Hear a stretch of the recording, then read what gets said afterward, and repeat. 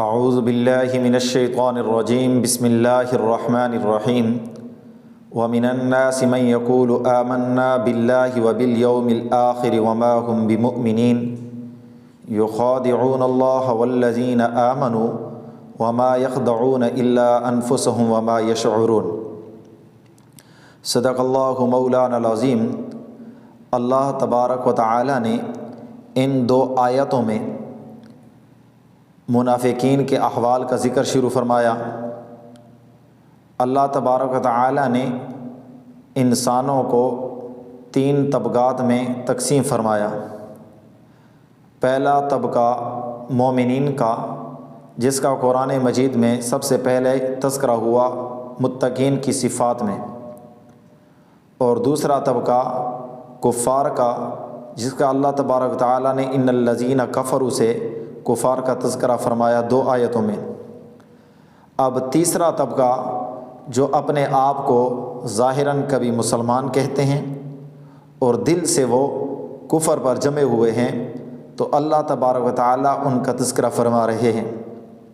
اور ان کے تذکرے پر اللہ تبارک و تعالی نے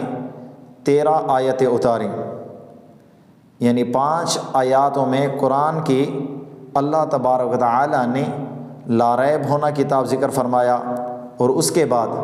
اللہ تبارک و تعالی نے 2 آیتوں میں کفار کا تذکرہ فرمایا، اور پھر 2 آیتوں کے بعد اللہ تبارک و تعالی نے 13 آیات میں منافقین کا تذکرہ کیا۔ اللہ تبارک و تعالی فرما رہے ہیں وَمِنَ النَّاسِ مَن يَقُولُ آمَنَّا بِاللَّهِ وَبِالْيَوْمِ الْآخِرِ وَمَا هُمْ بِمُؤْمِنِينَ کہ لوگوں میں سے کچھ ایسے ہیں من یقول آمنا باللہ وبالیوم الآخر کہ ہم اللہ پر اور آخرت کے دن پر ایمان لائے ہیں، وما ہم بمؤمنین حالانکہ وہ ہرگز ایمان پر نہیں۔ آگے اللہ تبارک تعالی نے ان کی کیفیت بیان فرمائی، یخادعون اللہ والذین آمنوا وما یخدعون الا انفسهم وما یشعرون کہ وہ اللہ کو اور اللہ کے پر ایمان لانے والے مومنین کو دھوکہ دیتے ہیں۔ یخادعون اللہ والذین آمنوا کہ اللہ کو اور اللہ پر ایمان لانے والے مومنین ان کو دھوکہ دے رہے ہیں۔ وما یخدعون الا انفسهم اللہ تبارک تعالیٰ فرما رہے ہیں کہ وہ منافقین نہ تو اللہ کو دھوکہ دے رہے ہیں اور نہ ہی مومنین کو، بلکہ وہ اپنے آپ کو دھوکہ دے رہے ہیں۔ الا انفسهم وما یشعرون حالانکہ وہ اس بات کا شعور ہی نہیں رکھتے۔ اس کی تفسیر میں چند باتیں عرض کرتا چلوں کہ ایک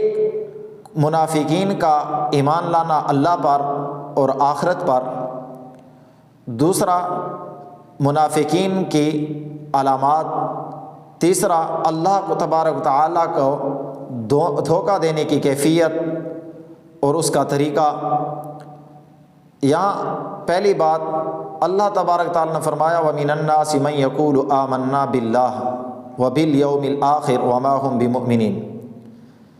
کہ لوگوں میں سے کچھ لوگ ایسے ہیں جو اللہ پر اور آخرت پر ایمان رکھتے ہیں حالانکہ وہ مومن نہیں۔ تو پتہ چلتا ہے کہ یہاں جو منافقین کی جماعت مراد ہے وہ یہودی تھے، اور یہودیوں کا عقیدہ تھا کہ اللہ پر ایمان لاتے وہ اور آخرت پر بھی ایمان رکھتے تھے۔ تو پھر کس طرح وہ یہ ہوا کہ اللہ کہہ رہے ہیں کہ وہ ایمان نہیں رکھتے، حالانکہ ان کا اللہ پر بھی ایمان ہے اور آخرت پر بھی ایمان ہے۔ تو یہاں وہ اللہ پر تو ایمان رکھتے تھے، لیکن جس طرح اللہ تبارک و تعالی نے فرمایا قرآن کی تعلیمات ہیں اس کے مطابق ان کا عقیدہ اللہ پر نہیں تھا۔ قرآن کی تعلیمات تو یہ ہے کہ قل هو اللہ احد اللہ الصمد کہ اللہ ایک ہے، اللہ بے نیاز ہے، لم یلد ولم یولد ولم یکن لہ کفوا احد کہ اللہ کی شان تو یہ ہے کہ نہ اللہ کسی سے پیدا ہوئے نہ اللہ سے کوئی پیدا ہوا۔ لیکن اسی طرح ہم یہودیوں کا عقیدہ دیکھتے ہیں تو وہ یہودی اللہ تبارک و تعالیٰ کے بارے میں عقیدہ رکھتے ہیں کہ عزیر علیہ السلام اللہ تبارک و تعالیٰ کے بیٹے ہیں۔ اب وہ اللہ پر ایمان تو رکھتے ہیں، لیکن جس طرح قرآن مجید کی تعلیمات ہیں حضور صلی اللہ علیہ وسلم کی ارشادات ہیں اس کے مطابق وہ ایمان نہیں لاتے، اسلام کے مطابق، اللہ کے قرآن کے مطابق، تو عقیدہ اللہ پر یہ ہے کہ اللہ اپنی صفات اور ذات میں وحدہ لا شریک ہے، لیکن وہ اللہ کو مانتے ہوئے پھر اللہ کے لیے بیٹے کا اقرار کرتے ہیں، اس وجہ سے وہ اس بات میں جھوٹے ہیں کہ وہ اللہ پر ایمان لائے۔ اللہ تبارک و تعالیٰ نے یہاں دوسری ان کی کیفیت بیان فرمائی کہ لوگ وہ کہتے ہیں کہ ہم آخرت پر ایمان لائے، تو یہودیوں سے جب پوچھا جائے تو یہودی آخرت کو مانتے ہیں کہ ایک دن حساب و کتاب کا آئے گا، پھر وہ کس طرح آخرت کو نہ ماننے والے ہوئے، وہ کس طرح ایمان والے نہ ہوئے؟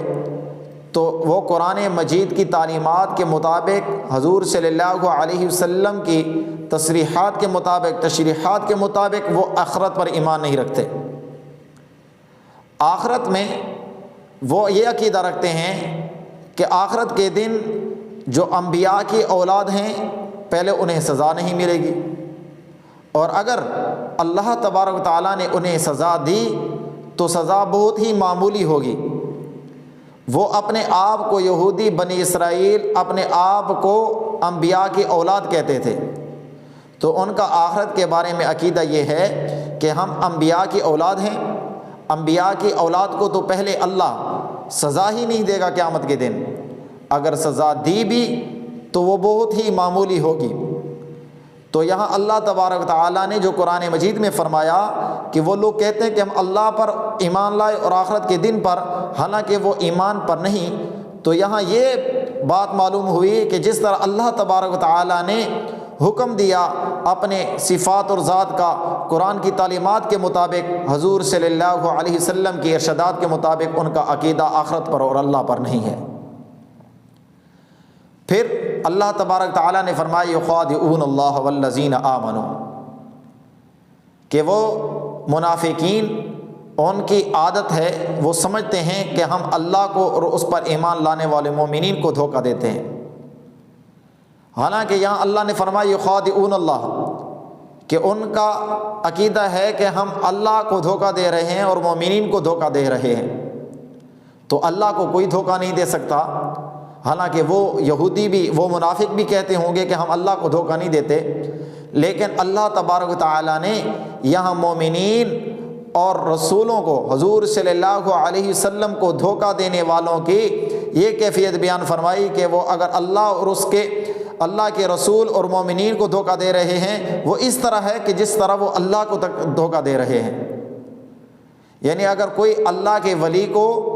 اور اللہ کے نبی کو تکلیف دے تو وہ گویا یوں ہوا کہ وہ اللہ کو تکلیف دے رہا ہے۔ تو اللہ نے یوں فرمایا کہ مومنین کو اور رسول اللہ صلی اللہ علیہ وسلم کو دھوکہ دینے والا یوں سمجھتا ہے کہ وہ یوں سمجھے کہ وہ اللہ کو دھوکہ دے رہے ہیں۔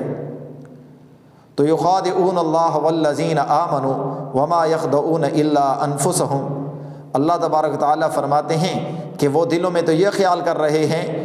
کہ وہ کہہ رہے ہیں کہ منافق کفار کو کہ ہم تو کفر پر ہیں، اور مومنین میں سے جو کمزور ہیں، جو ان کو بظاہر تکلیف دینے والے نہیں، تو وہ ان کو کہتے ہیں کہ ہم تو کفار کے ساتھ ملے ہوئے ہیں، آپ کے ساتھ ایمان کیوں لائیں، اور اللہ پر وہ ایمان نہیں رکھتے، لیکن جب حضور صلی اللہ علیہ وسلم کی مجلس میں آتے ہیں اس وقت کہتے ہیں ہم مومنین ہیں۔ تو وہ بظاہر اللہ کے رسول کو اور مومنین کو دھوکہ دے رہے ہیں، لیکن اللہ نے فرمایا کہ وہ اپنے نفس کو دھوکہ دے رہے ہیں، لیکن وہ اس بات کو جانتے نہیں، اس کا شعور نہیں رکھتے۔ یہاں ایک اور بات کرتا چلیں کہ منافقین، حضور صلی اللہ علیہ وسلم کے دور میں منافقین کی پہچان کیا تھی اور اب کیا پہچانے جاتے ہیں، ان کو منافق کہا جائے گا کہ نہیں؟ حضور صلی اللہ علیہ وسلم کے دور میں اللہ تبارک و تعالی حضور صلی اللہ علیہ وسلم کو بتلا دیا کرتے تھے کہ فلاں شخص منافق ہے۔ مومنین کو، حضور صلی اللہ علیہ وسلم کو معلوم ہو جاتا تھا کہ یہ شخص منافق ہے۔ اور دوسرا طریقہ کیا ہے کہ آج کے دور میں بھی وہ منافق پہچانے جا سکتے ہیں یا نہیں؟ دوسرا طریقہ یہ ہے کہ اگر اس کی کوئی بات عقیدہ اسلام کے خلاف ہو، یا وہ ایسا عقیدہ جو قطعی طور پر ثابت ہو اس کی مخالفت کرے، اس کا استہزاء کرے، مذاق اڑائے، تو ایسا عقیدے رکھنے والے کو منافق کہا جا سکتا ہے۔ پھر حضور صلی اللہ علیہ وسلم کے دور کے بعد اب منافق کی پہچان کیا ہے؟ حضور صلی اللہ علیہ وسلم کے بعد وحی کا سلسلہ منقطع ہو گیا، منافق کی پہچان نہیں ہو سکتی۔ اب اگر کوئی علماء کے اس بات پر اتفاق ہے کہ منافقت کی اب کوئی قسم یہ نہیں کہ کوئی کہہ سکتا کہ یہ آدمی منافق ہے، بلکہ جو اسلامی عقیدے کی مخالفت کرے یا جو عقیدہ قطعی طور پر ثابت ہو اس کا مذاق اڑائے، تو ایسے آدمی کو ملحد کہا جائے گا۔ جس طرح کہ قرآن مجید میں اس کے لیے الفاظ آئے ہیں ان الذین یلحدون، تو اس کو ملحد کہا جائے گا، اور حدیث کے تصریحات میں تشریحات میں اس کو زندیق کہا جائے گا، اس کو منافق نہیں کہا جائے گا۔ تو آج کے دور میں منافق نہیں کہا جائے گا بلکہ اس کو کافر کہا جائے گا۔ ہاں، بعض احادیث میں حضور صلی اللہ علیہ وسلم نے منافق کی علامتیں بیان فرمائیں۔ ایک بخاری شریف میں علامت یہ بیان فرمائی اذا حدث کذب، کہ منافق کی علامتوں میں سے 3 علامتوں میں سے ایک علامت یہ ہے کہ وہ جب بات کرے گا تو جھوٹ بولے گا۔ یہ اس طرح کا منافق نہیں ہوگا کہ جس پر کفر کا لیبل لگایا جا سکے، یعنی یہ اپنے اعمال کے طور پر منافق ہے لیکن ایمان کے طور پر منافق نہیں۔ تو ہمیں اس بات پر توجہ کرنی چاہیے کہ جو حضور صلی اللہ علیہ وسلم نے منافق کی نشانیاں بیان فرمائیں، آیا وہ نشانیاں ہمارے اندر تو نہیں؟ منافق کی 3 نشانیاں۔ پہلی نشانی حضور صلی اللہ علیہ وسلم نے فرمایا اذا حدث کذب، کہ منافق جب بھی بات کرے گا جھوٹ بولے گا۔ تو مسلمانوں، ہمیں سوچنا چاہیے کہ آیا ہمارے اندر یہ منافق والی صفت تو موجود نہیں؟ کہیں حضور صلی اللہ علیہ وسلم نے جو صفت منافق کی بتلائی وہ صفت ہمارے اندر نہ ہو۔ دوسری، حضور صلی اللہ علیہ وسلم نے منافق کی صفت فرمائی وَإِذَا وَعَدَ أَخْلَفَ، کہ جب وہ وعدہ کرے گا تو خلاف ورزی کرے گا۔ تو آج ہمارے معاشرے میں دیکھیں کہ یہ علامات تو مومن کی نہیں تھیں، مسلمان کی علامات تو نہیں تھیں، یہ علامات تو منافق کی تھیں کہ وہ جب وعدہ کرے گا تو وعدہ خلافی کرے گا۔ لیکن آج ہم اپنے گریبان کے اندر جھانک لیں کہ ہمارے اعمال کس طرح کے ہیں۔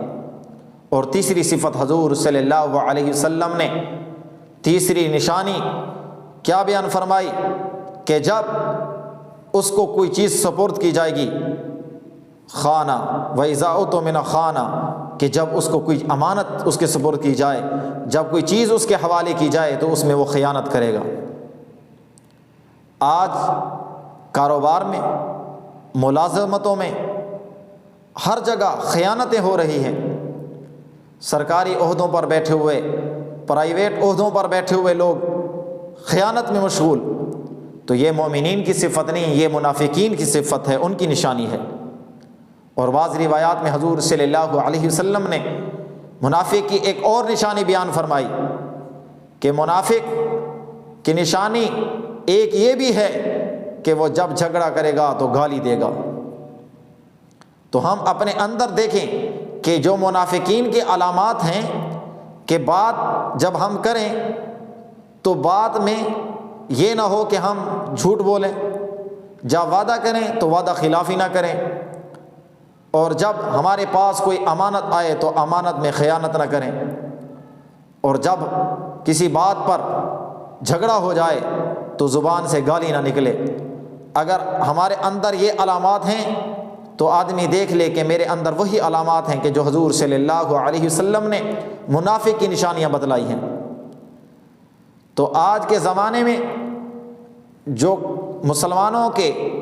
اجتماعی عقیدہ، اسلام کا قطعی عقیدہ جو ثابت ہو، اس کی مخالفت کرے یا اس کا استہزاء کرے تو ایسے آدمی کو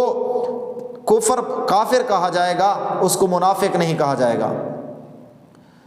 آج کے دور میں منافق کی جو نشانیاں ہیں وہ تو حضور صلی اللہ علیہ وسلم نے بیان فرمائیں، لیکن جس طرح حضور صلی اللہ علیہ وسلم کے زمانے میں منافق تھے جن کے بارے میں قرآن مجید کی آیتیں اتری، اس طرح کا منافق کسی اور کو نہیں کہا جائے گا۔